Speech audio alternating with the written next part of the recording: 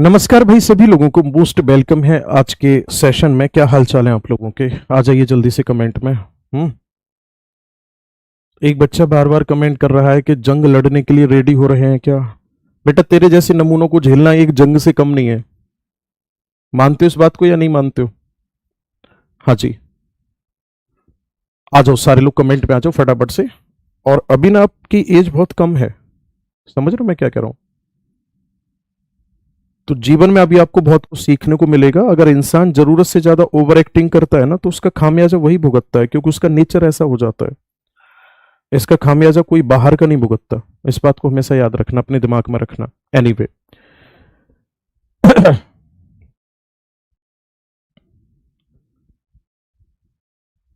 Last class में हम लोगों ने थोड़ा सा डिस्कशन किया था अर्थ मैग्नेटिज्म को लेकर के, राइट? उसी को हम आगे बढ़ाते हैं सेशन को। ठीक है, आप आज हेडिंग डालोगे अर्थ मैग्नेटिज्म, यानी कि पृथ्वी के अंदर चुंबकत्व।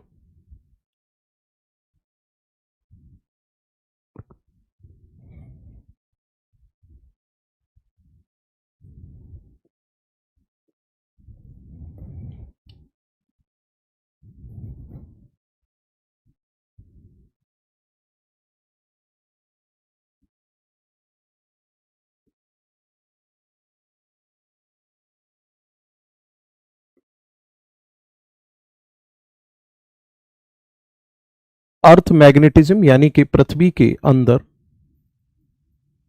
या पृथ्वी का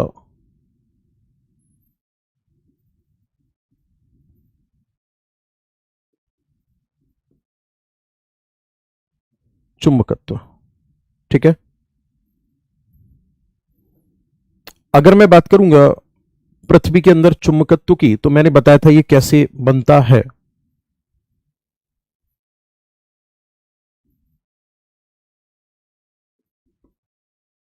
अर्थ having its own magnetic property.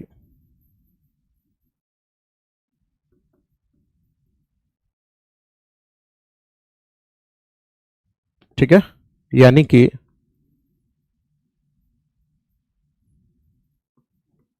पृथ्वी की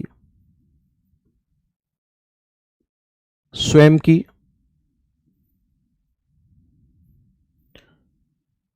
इसमें लिखो गया पृथ्वी का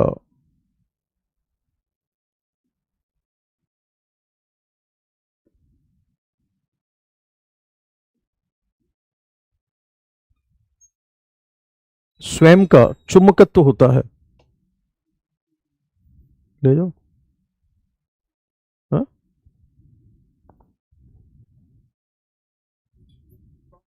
हम्म। अरे यहाँ तो चप्पल तो धोई होंगी।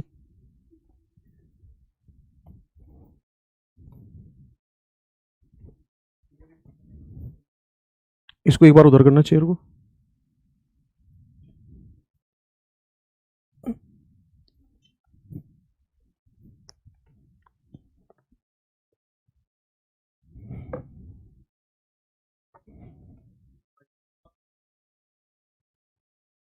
भेज दो ना उसको।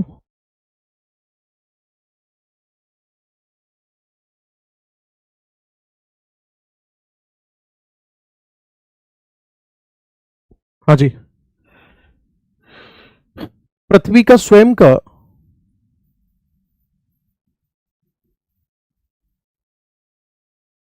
चुंबकत्व होता है। ठीक है,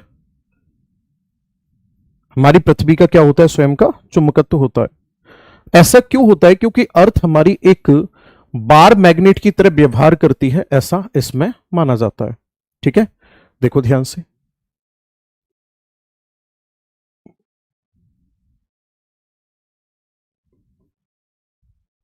assume that a bar magnet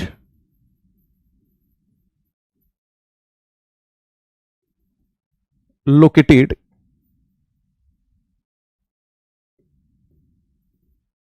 inside earth, है ना?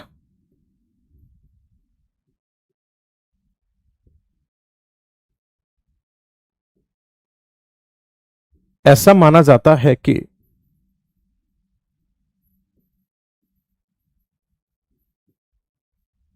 पृथ्वी के अंदर एक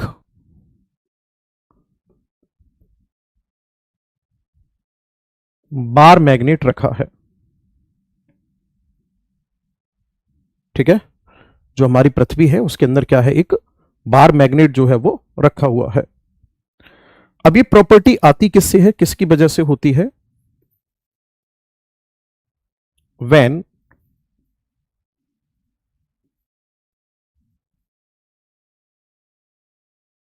outer core magma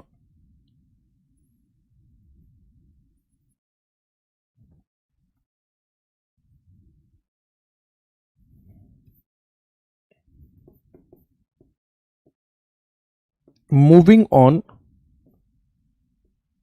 inner solid core. ये पूरा समझा चुका हूं इसलिए लिखने पर फोकस है। याद आ रहा है आपको या नहीं? जब बाह्य केंद्र का मैग्मा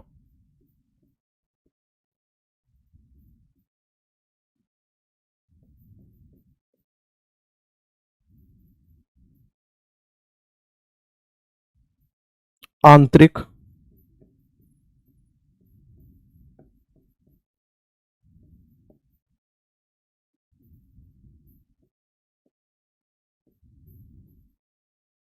ठोस केंद्र पर गति करता है, ठीक, तो ऐसी कंडीशन में होता क्या है यहां पे, ऐसी सिचुएशन में मैंने कल भी समझाया था, चार्ज डेवलप होता है, ये चार्ज मूव करता है, इससे फिर इलेक्ट्रिक करंट प्रोड्यूस होगा, और इसी इलेक्ट्रिक करंट की वजह से अर्थ के अंदर क्या आ जाता है, मैग्नेटिक प्रॉपर्टी आती है।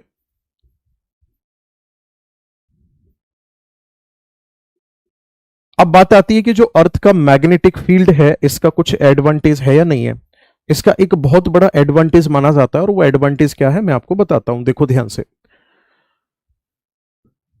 यहीं पे बना लेते हैं इसको समझने के लिए। जैसे ये हमारा सूर्य है, ठीक है, और ये है हमारी अर्थ, तो अर्थ का ये मैग्नेटिक फील्ड हो गया।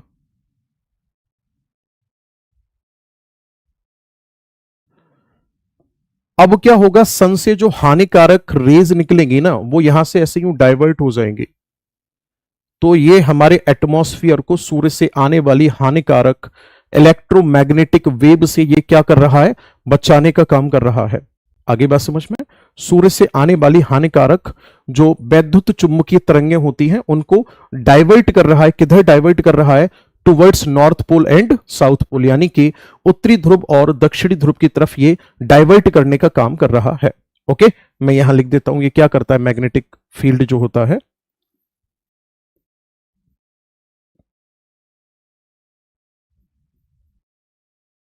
It divert the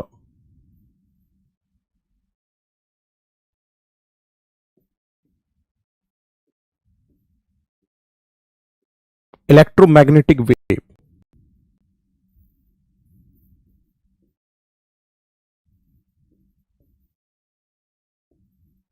towards pole।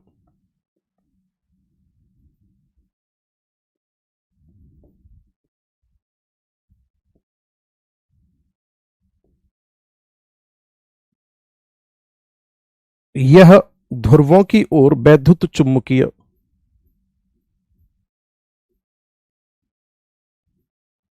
तरंगों को डाइवर्ट कर देता है,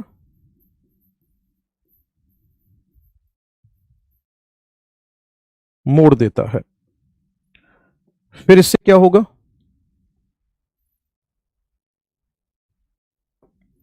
इससे होगा ये जो पोल्स होते हैं ना उस पोल्स पर लाइटनिंग क्रिएट होती है।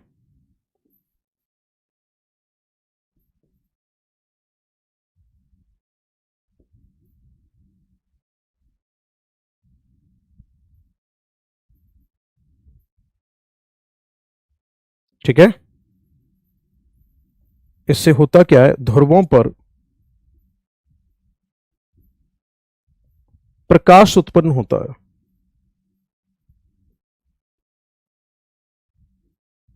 ठीक है, और ध्रुवों पर जो ये प्रकाश उत्पन्न होता है इसे नॉर्थ पोल और साउथ पोल पर अलग अलग नाम से जाना जाता है। क्या क्या कहा जाता है इसको देखेंगे ध्यान से। नॉर्थ पोल पर इसे कहा जाता है अरोरा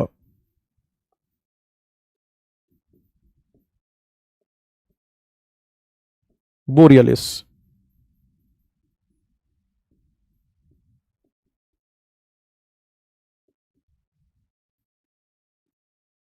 और साउथ पोल पर कहा जाता है इसी को अरोरा ऑस्ट्रेलिस।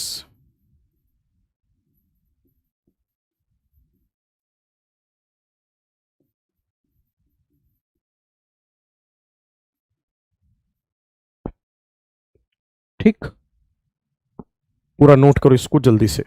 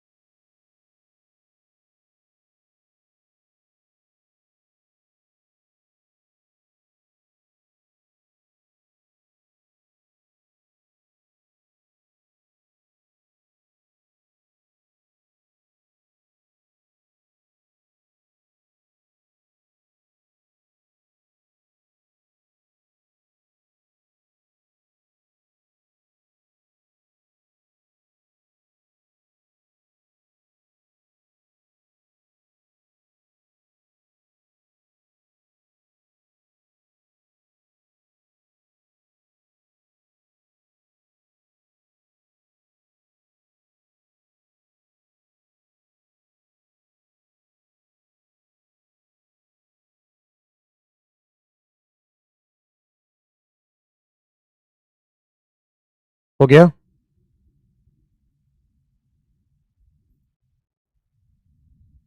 आगे बढ़े, चलो।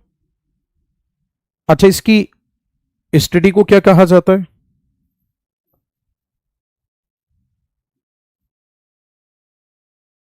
स्टडी को कहा जाता है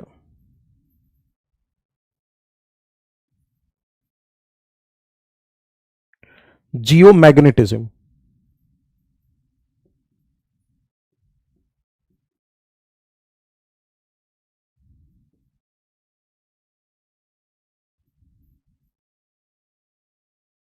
भूचुंबकत्व कहा जाता है। ठीक है। और एक और वर्ड यूज होता है इसी के लिए, पैलियोमैग्नेटिज्म।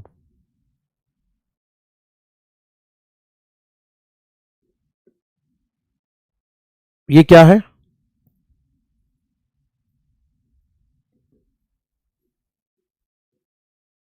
एंशियंट स्टडी है ये।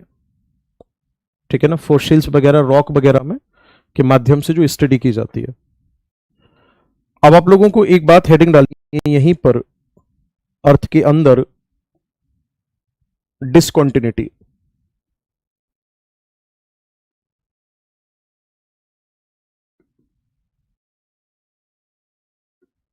हिंदी में इसको कहा जाता है असंबद्धता। ठीक है, हिंदी में क्या कहा जाता है इसको? असंबद्धता कहा जाता है। देखो ध्यान से, अगर हम बात करेंगे डिसकंटिन्यूटी की, तो जो डिसकंटिन्यूटी है ये होती क्या है?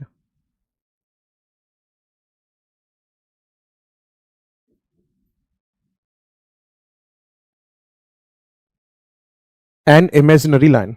क्या है ये? इमेजिनरी लाइन है।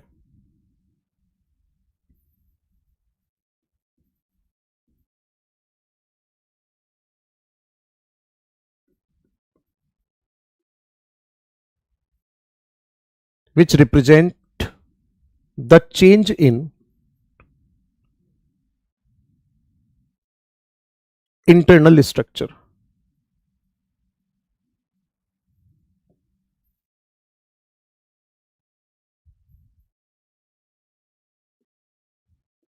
ठीक है,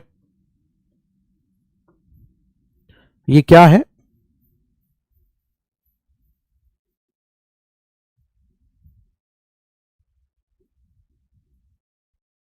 एक काल्पनिक रेखा है जो क्या करती है? ये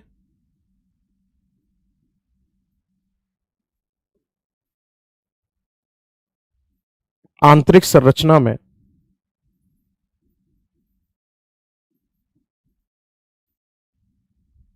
ठीक है, आंतरिक संरचना में परिवर्तन को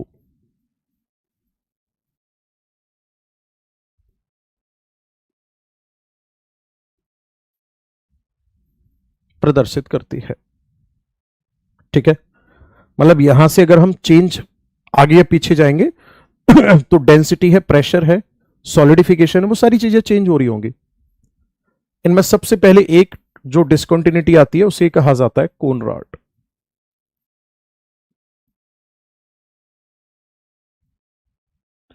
दूसरी जो है उसे कहा जाता है मोहो। कोनराड है, मोहो है।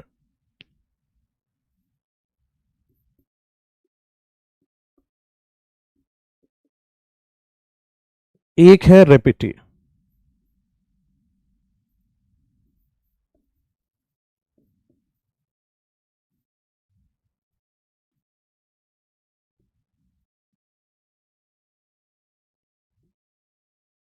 ये है गुटेनबर्ग।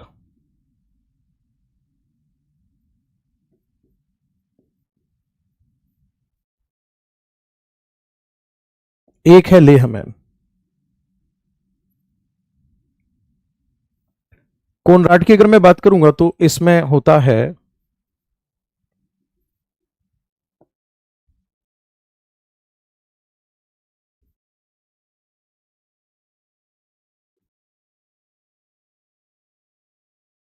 अपर क्रस्ट और लोअर क्रस्ट। मोहो में होता है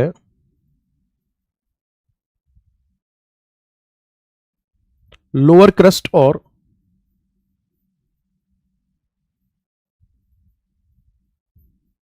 अपर मेंटल के बीच। रेपिटी होती है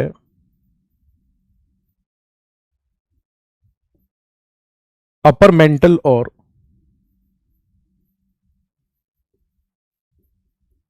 लोअर मेंटल के बीच। ये है लोअर मेंटल और अपर कोर के बीच। ये है लोअर कोर और सॉरी अपर कोर और लोअर कोर के बीच। ठीक है, यानी ये ऐसे पॉइंट्स हैं जो कि एक वेरिएशन को या फिर परिवर्तन को प्रदर्शित करते हैं।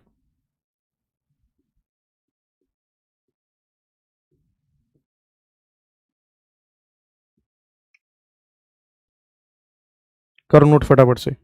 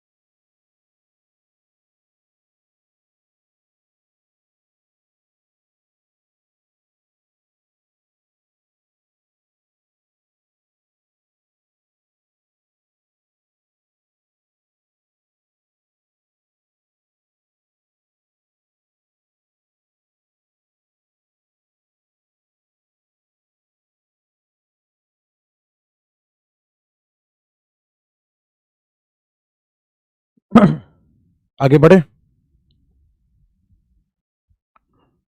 आप लोगों का ये चैप्टर पूरी तरह से खत्म हो चुका है, या यहीं पे नोट करके लिखना चाहो तो लिख लो कुछ पॉइंट्स।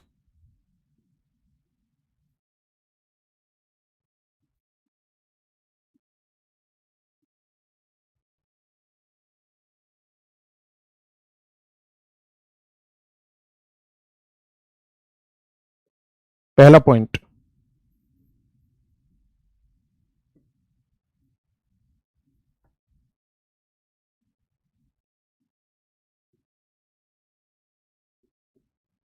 अर्थ एवरेज डेंसिटी।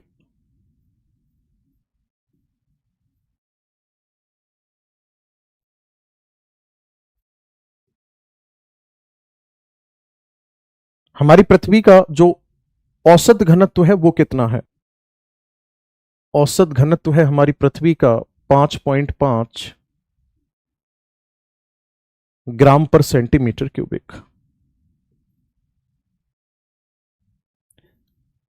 मिनिमम कहां का है? क्रस्ट का। और मैक्सिमम कहां पर है? सेंटर पे। 2.9 और 13।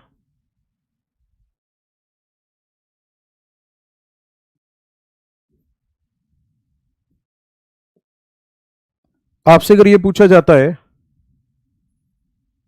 कि अर्थ इंटीरियर के बारे में जानकारी हासिल करने का सबसे बेहतर स्रोत क्या है,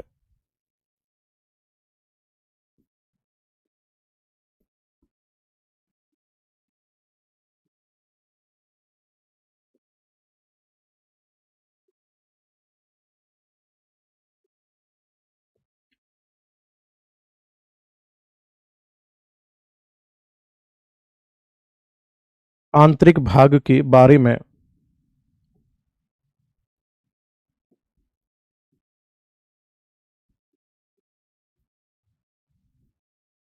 जानकारी का स्रोत। ठीक है, आंतरिक भाग के बारे में जानकारी का स्रोत क्या है सबसे बेहतर? तो तब आपका आंसर होगा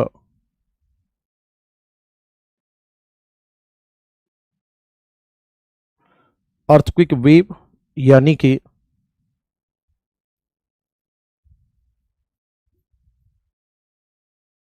भूकंपी तरंग है। ठीक है, ये क्लास लाइव है, 100% लाइव है। ठीक है,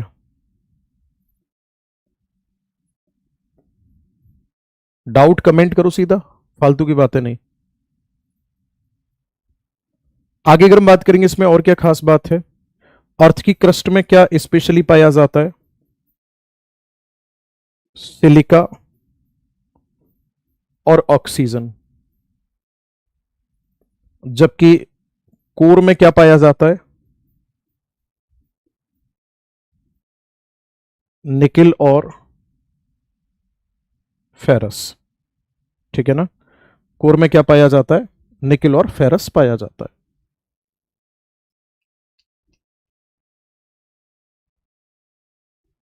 कर दो ये पॉइंट जल्दी से।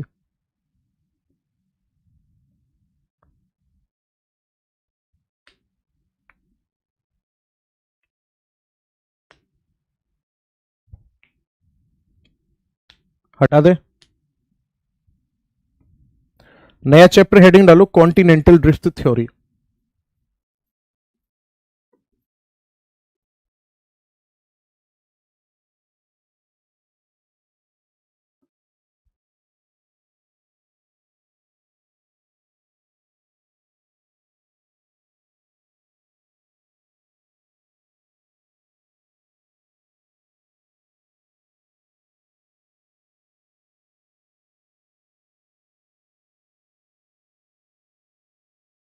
महाद्वीपीय विस्थापन सिद्धांत।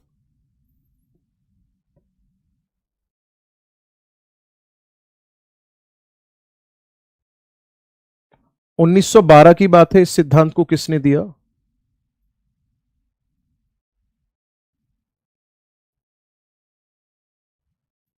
सजेस्टेड बाई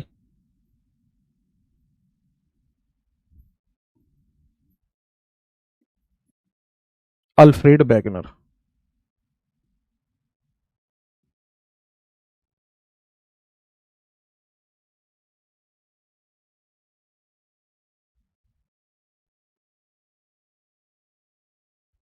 यह सिद्धांत किसने दिया था? अल्फ्रेड बैगनर ने दिया था।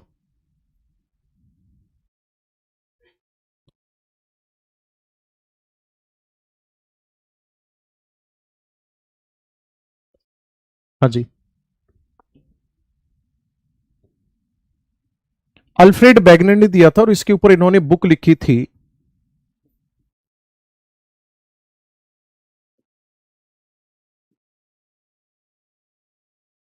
The origin of continent and ocean.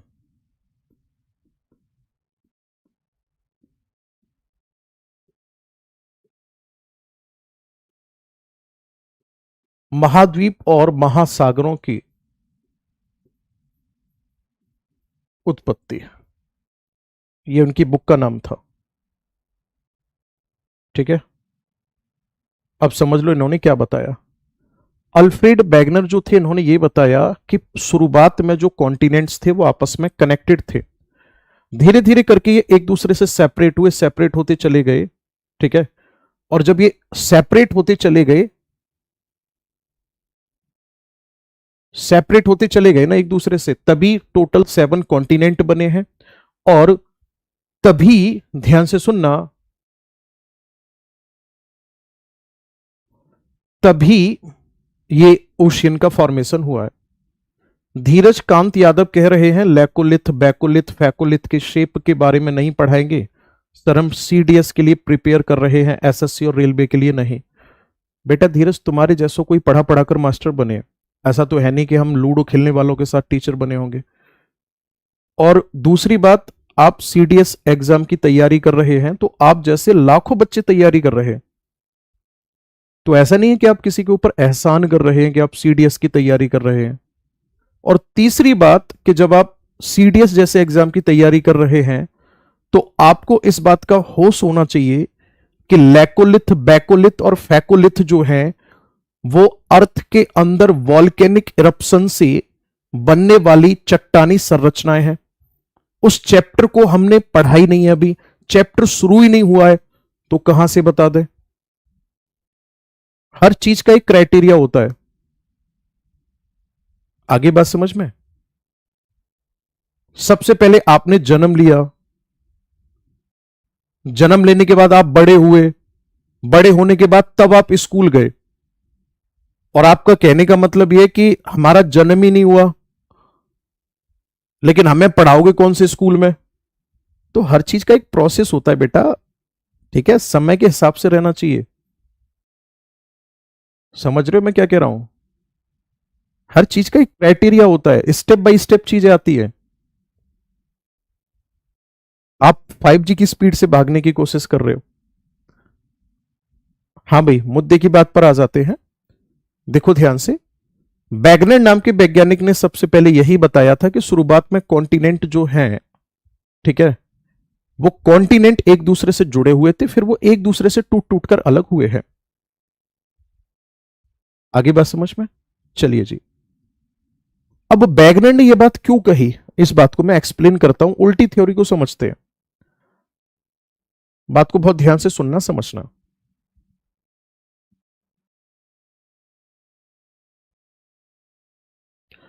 ये है सर साउथ अमेरिका।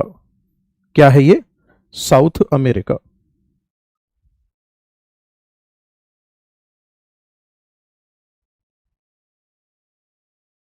और ये है अफ्रीका। और इनके बीच में क्या है यहां पर? इनके बीच में है यहां पर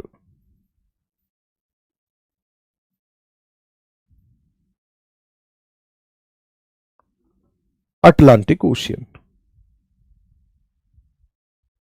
अब बैगनर ने क्या किया? बैगनर ने देखा कि यहां पर इनको कुछ वृक्ष देखने को मिले, वही वृक्ष यहां देखने को मिले। मैं नाम भी लिख देता हूं, क्या देखने को मिले? वृक्ष।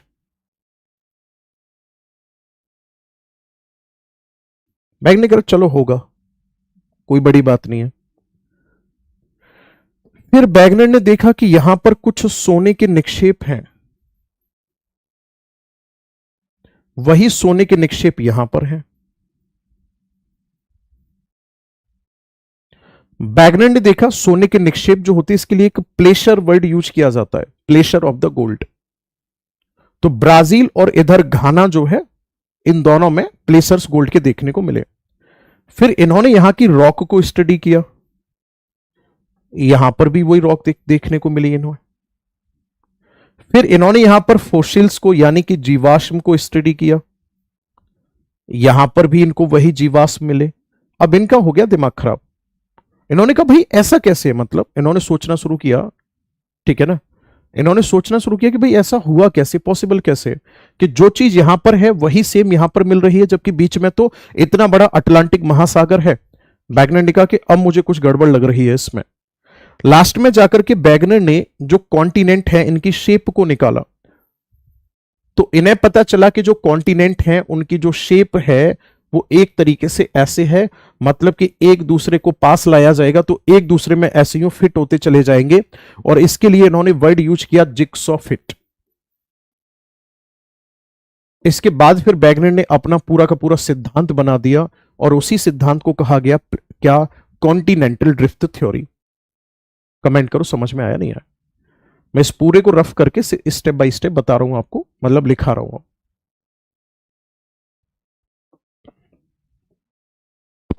इन्होंने क्या बताया, सबसे पहले पॉइंट में हमें समझना है। इन्होंने कहा कि एक लार्ज लैंड मास था,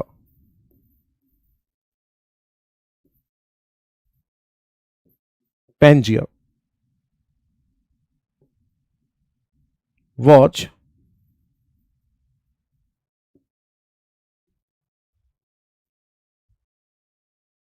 सराउंडेड बाई पेंथालाशा, सी। आगे बात समझ में।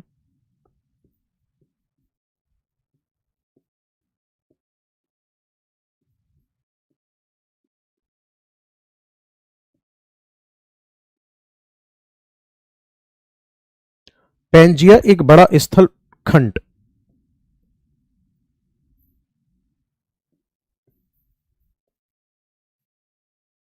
खंड था जो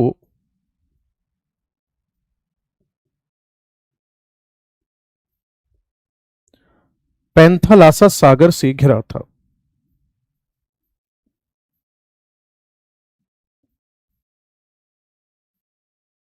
किससे घिरा हुआ था ये, पेंथालासा सागर से घिरा हुआ था।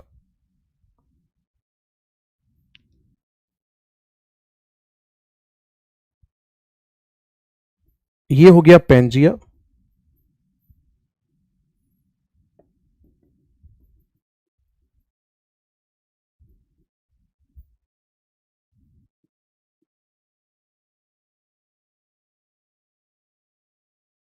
ये हो गया पेंथालासा।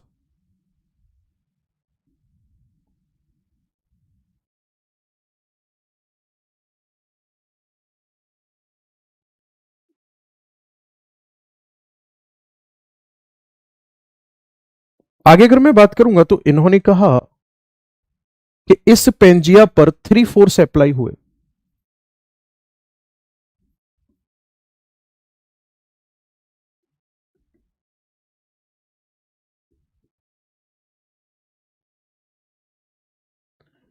इन्होंने कहा कि पेंजिया पर 3 बल लगे, और ये बल कौन कौन से थे इनके नाम लिख लेते हैं यहां पर। एक था टाइडल फोर्स, एक था ग्रेविटेशनल फोर्स,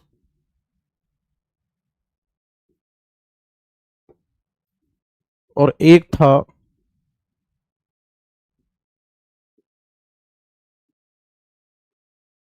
वॉयंस फोर्स। ठीक है ना। एक लगा था यहां पर ज्वारीय बल, एक लागू हुआ गुरुत्वाकर्षण बल, एक हुआ उत्प्लावन बल। तीन तरीके के बल लागू हुए। इन्होंने कहा कि जो ज्वारीय बल लगा वो किसकी वजह से लगा? ये लगा था सन और मून की वजह से। ग्रेविटेशनल बल किसकी वजह से लगा? मास की वजह से। उत्प्लावन बल किसकी वजह से लागू हुआ? वाटर की वजह से। वैगनर का मानना था ऐसा। इन्होंने कहा इन फोर्स की वजह से पेंजिया जो था वो टूट गया।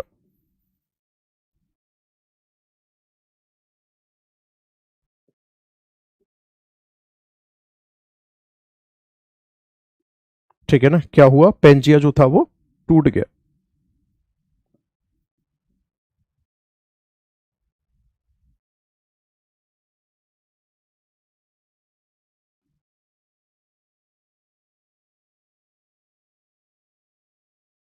पेंजिया दो भागों में टूट गया।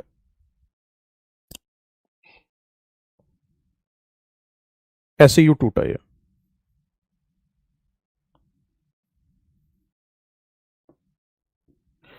जो नॉर्थ पार्ट था इस पेंजिया का, उसको नाम दिया गया अंगारालैंड, या इसी को कहा गया था लॉरेंसिया।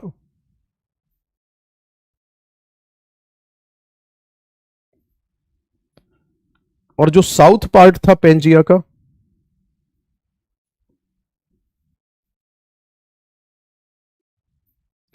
इसको कहा गया था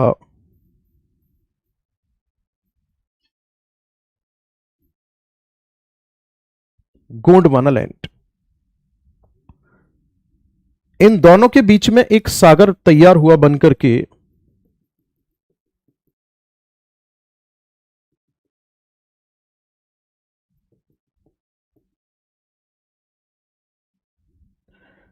इस सागर को कहा गया था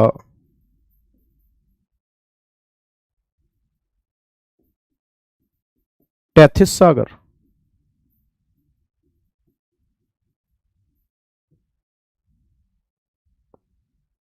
इतना नोट करो, फिर आगे बताते हैं।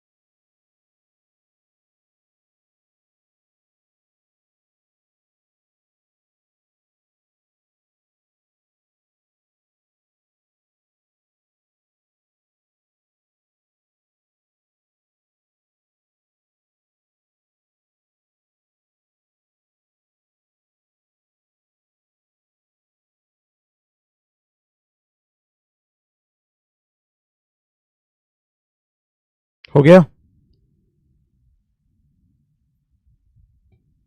अब देखो ध्यान से,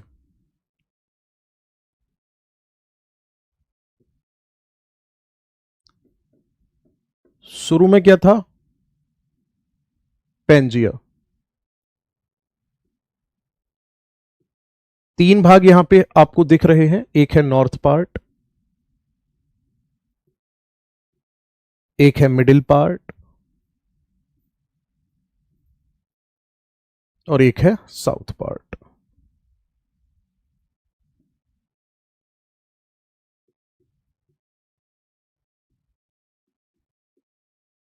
उत्तरी भाग, मध्य भाग,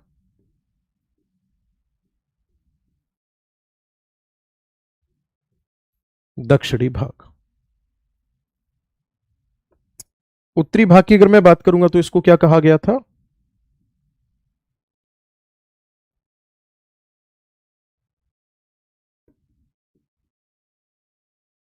अंगारा लैंड। और ये फिर से टूटा और तीन कॉन्टिनेंट में कन्वर्ट हो गया। कौन कौन से, एशिया, यूरोप और नॉर्थ अमेरिका में। जो मध्य भाग था ये टेथेसी कहलाया,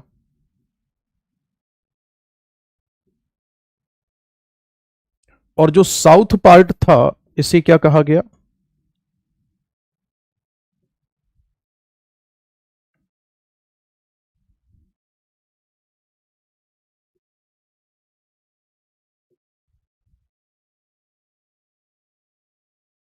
गोंडवाना लैंड कहा गया।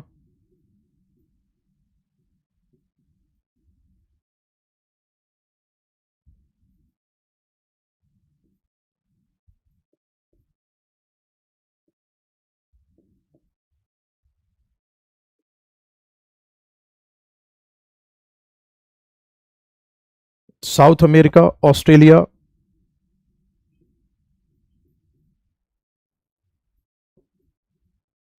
अंटार्कटिका,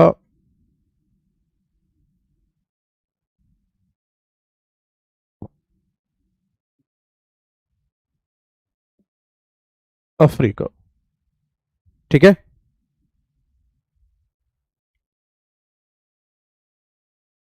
अच्छा एक बार सारे लोग कमेंट में आओ फटाफट से।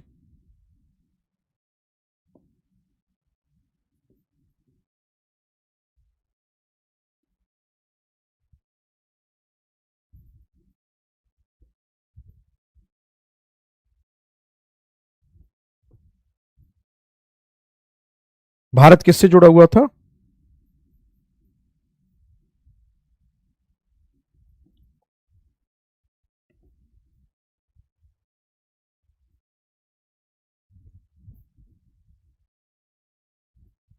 भारत अफ्रीका से जुड़ा हुआ था।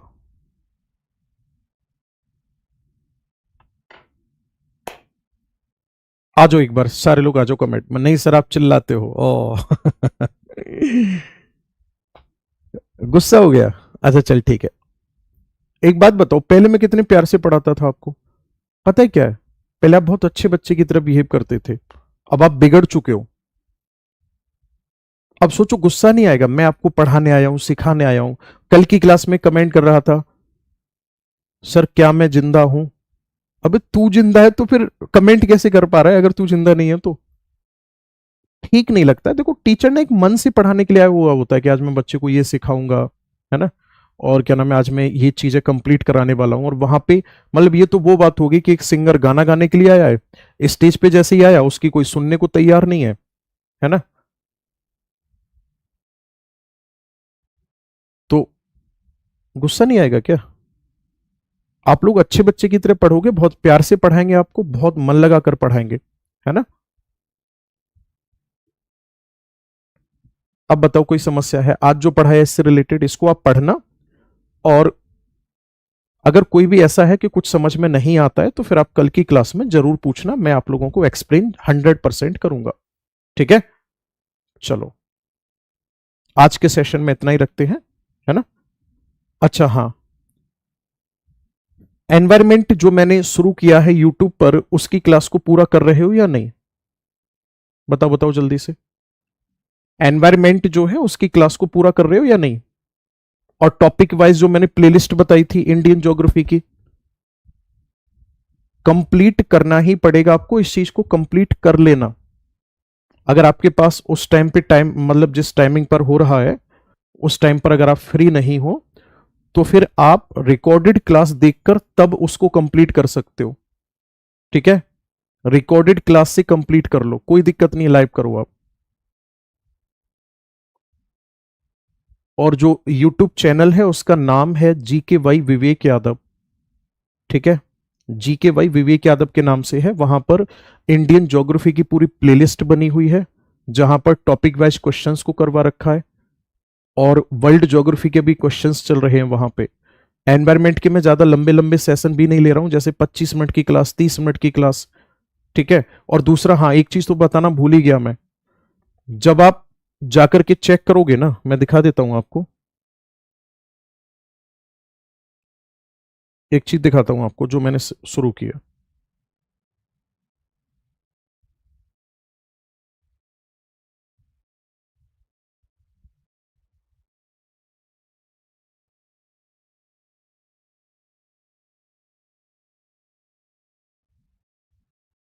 देखो,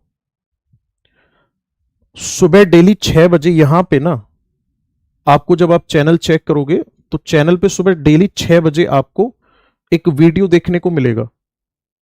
ठीक है, यहां वीडियो के सेक्शन में जब आप जाओगे तब, तो यहां पे क्या है, देखो ये आपको क्लासेस दिख रही होंगी। जैसे पहली क्लास है 24 मिनट की, माउंटेन वाली।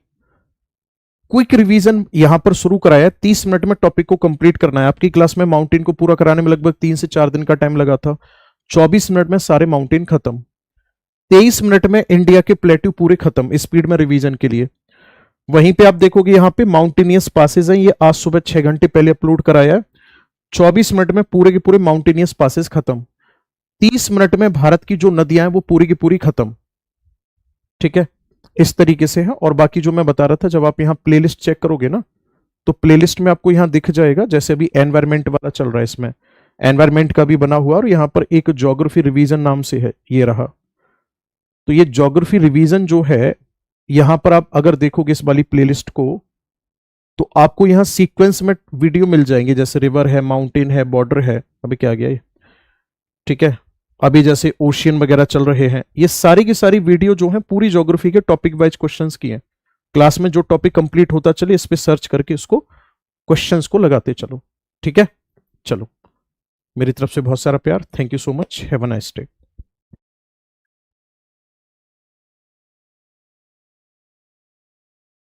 और हाँ, आज है फ्राइडे। ठीक है, आज फ्राइडे है, कल है सैटरडे, तो कल रिकॉर्डेड क्लास डलवा देंगे, ट्रांसपोर्ट वाली जो आपकी छूट गई है। लाइव क्लास में मंडे को लूंगा। ओके, पहले बता रहा हूं, लाइव क्लास जो होगी आपको मंडे को होगी। एक जो आपका सेशन ट्रांसपोर्ट वाला छूट रहा था, उसको कल के लिए करवा देंगे। ओके।